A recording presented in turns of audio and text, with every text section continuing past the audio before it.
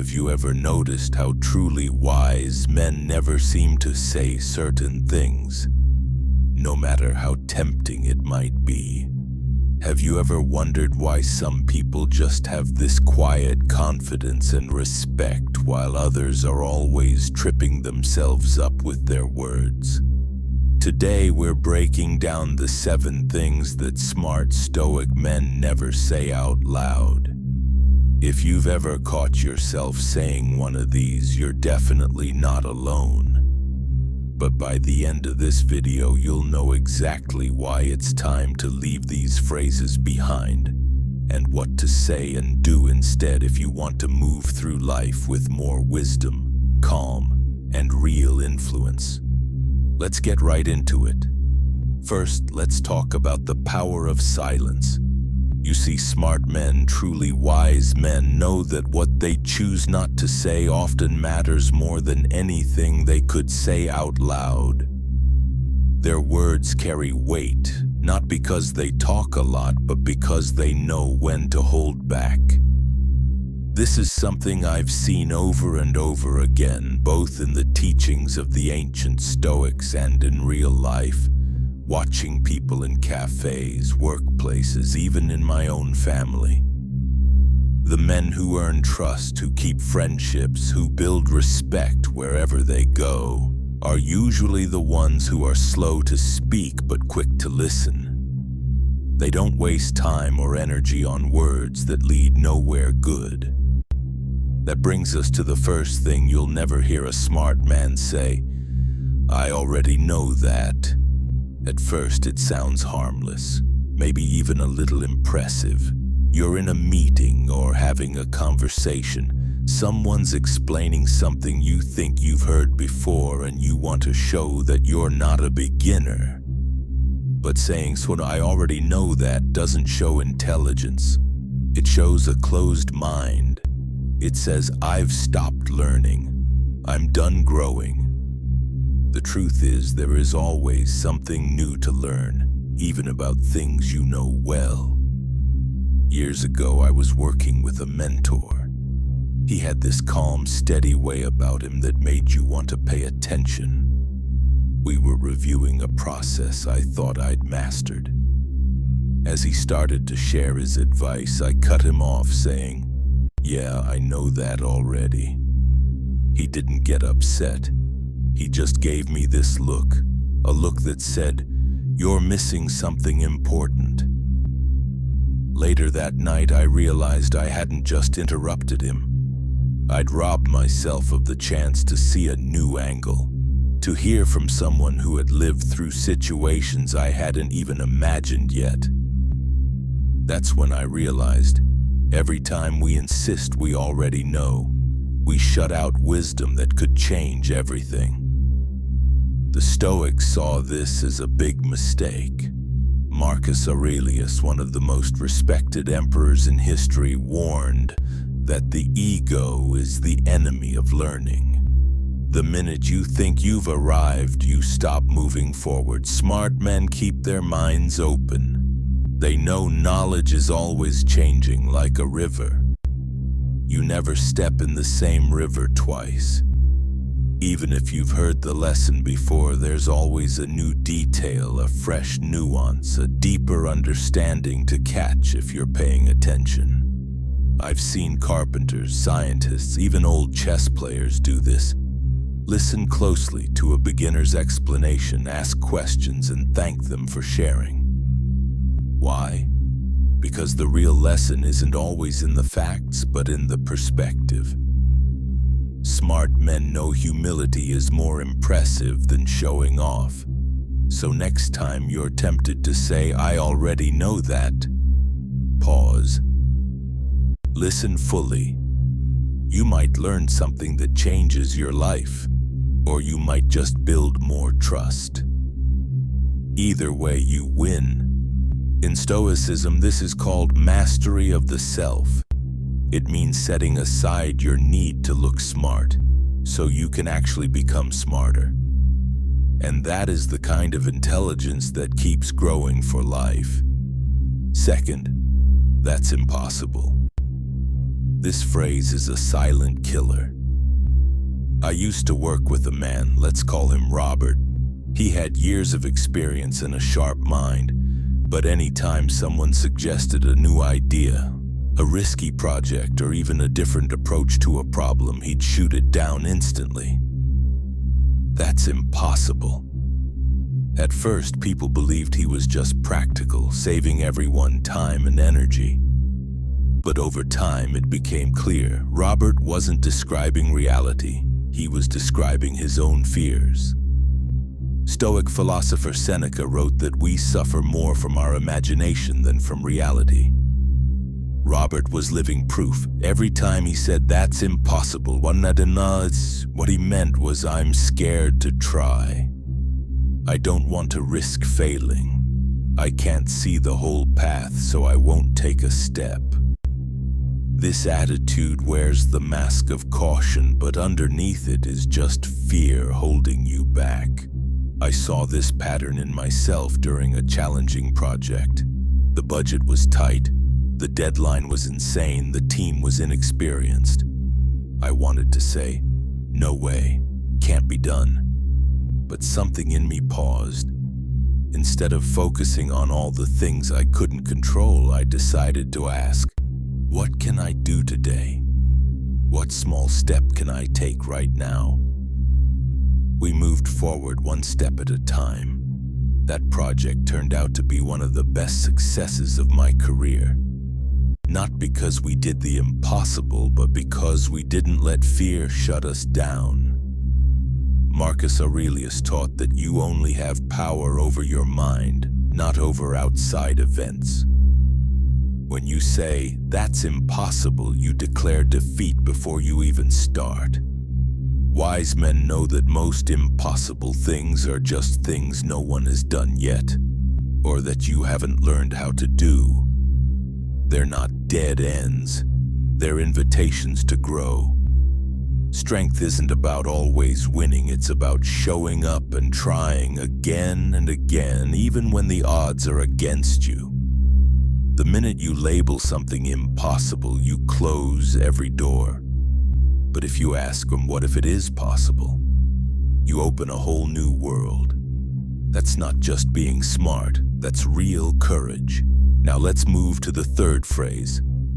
That's not my fault. This one is sneaky. It's easy to say, especially when things go wrong. Maybe a project falls apart at work or a relationship hits a rough patch. Our natural reaction is to defend ourselves. We want to explain why it wasn't our fault. Sometimes that's even true. Maybe someone else really did mess up more. But here's what wise men know. Every time you push away responsibility, you lose a little bit of your own power. You trade your chance to influence the outcome for the temporary relief of feeling blameless. I remember a friend, let's call him Michael, who lost a big client. He was quick to list all the reasons it wasn't his fault.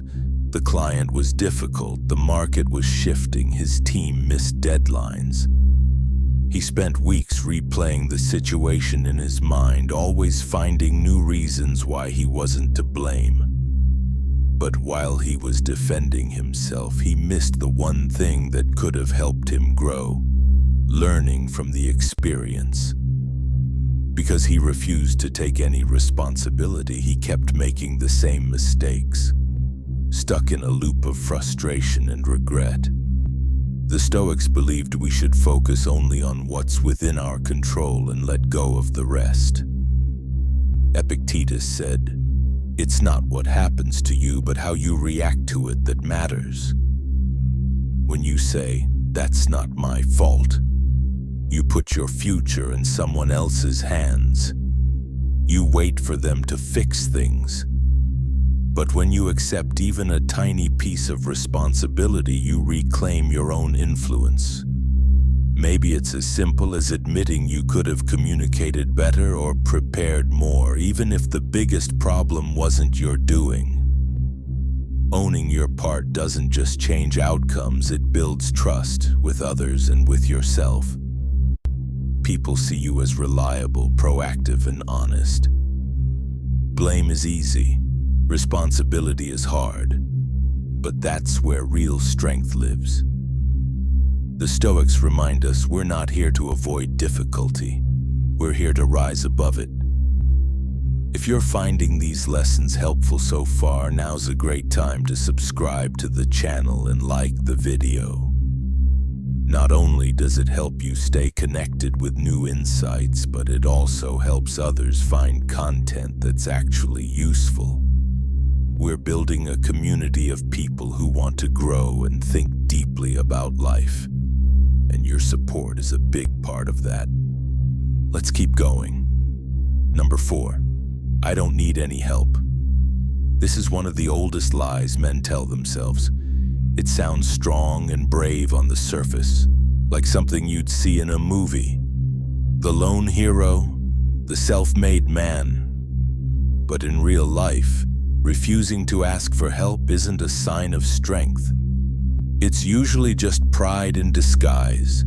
Over time, it wears you down and leaves you isolated, struggling alone with problems you were never meant to carry by yourself. Think about Abraham Lincoln. He's remembered as a strong, solitary leader carrying the weight of the nation through civil war. But what people forget is how much he leaned on others. He filled his cabinet with rivals, people who challenged him and disagreed. He went out of his way to ask for advice, to listen and to learn. He wasn't weak. He was wise. He knew no one has all the answers, no matter how smart or powerful they are. The Stoics were clear on this too. Marcus Aurelius wrote with gratitude about all the people who had taught him, guided him, and supported him. The most powerful man of his time didn't pretend he could do it alone. So why should we? When you refuse to ask for help, you cut yourself off from solutions, from support, and from new ways of thinking. Worse, you deny the people around you the chance to help. We are made for community, for cooperation. True strength isn't about never needing help. It's about knowing when to reach out and when to receive. I've made this mistake myself, trying to be the strong one all the time. It only left me tired and frustrated. The moment I opened up, things started to change. I found understanding, advice, and energy that I didn't have before. So next time you think about saying, "I don't need anyone," take a breath. Ask yourself if that's really strength talking or just fear of being seen as vulnerable. The men who last, who achieve, and who inspire others are never truly alone. Remember, asking for help is an act of courage, not weakness. Let's move to the 5th phrase. I'm too old for that. This one is so common it almost feels normal. You hit a certain age, you start joking about being past your prime, and soon you start believing it. But the reality is, I'm too old for that is just another way of saying, I've given up on what's possible. It's a way to close the door on new experiences, new challenges, and new growth before you've even tried. Let me tell you about Harry Bernstein. He spent his entire life working hard, raising a family, always telling himself he'd do something special someday. At age 93, he finally started writing his first book. It got rejected over and over again. But at age 96, it was published. It became a global success. Harry went on to write several more books after that. Imagine what the world would have missed if he had said, "I'm too old to start." What's amazing isn't just the success, but the attitude. Harry never let age stop him from chasing new dreams, and that isn't rare. I've seen men and women in their 60s, 70s, and 80s learning new skills, starting businesses, traveling, or mentoring the next generation. The difference isn't their circumstances, it's their mindset. The Stoics taught that age doesn't matter to the soul. Marcus Aurelius reminded himself every day that life is short, but it's your duty to live fully until the end. Age brings experience, clarity, and strength. These aren't signs of being done. They're tools for starting something new. So if you ever hear yourself say, "I'm too old for that," ask yourself, what if I'm just getting started? The only real limits are the ones you put on yourself. If this section made you think differently about your own life, now's a good time to hit like and subscribe. You'll get more content just like this, and you'll help others find the motivation they need to keep growing, no matter their age. Now let's talk about phrase number 6. I'll do it later. This is one of the most common and destructive things anyone can say. It's so tempting. Later always seems safer. It feels like you're being responsible, giving yourself time to prepare. But the truth is, later is where most good intentions quietly die. I knew a man named Thomas. By all accounts, he was successful.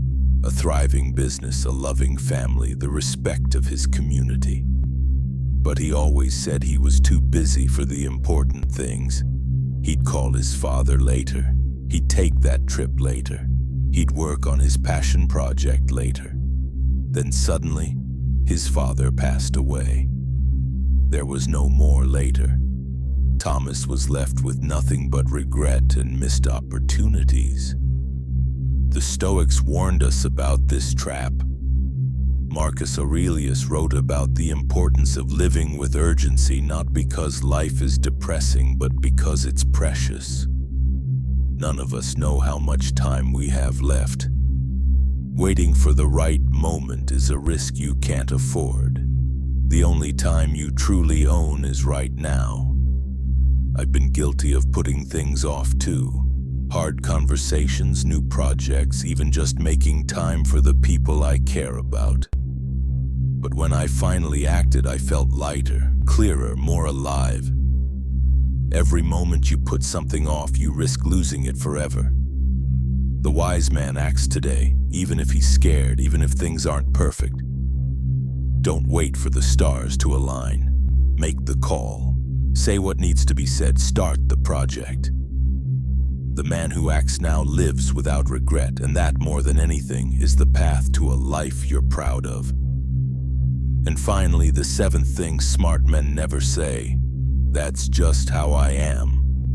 Of all the limiting beliefs, this one is the most dangerous.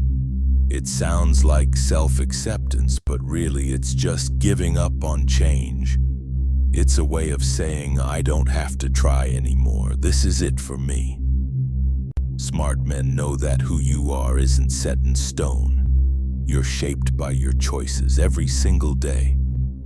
I've seen so many people use this phrase to excuse their temper, their bad habits, or their lack of ambition. That's just who I am. But the Stoics taught that self-mastery is the most important goal of all. Not because it's easy, but because it's the only way to grow. We aren't prisoners of our personality, our past, or our fears.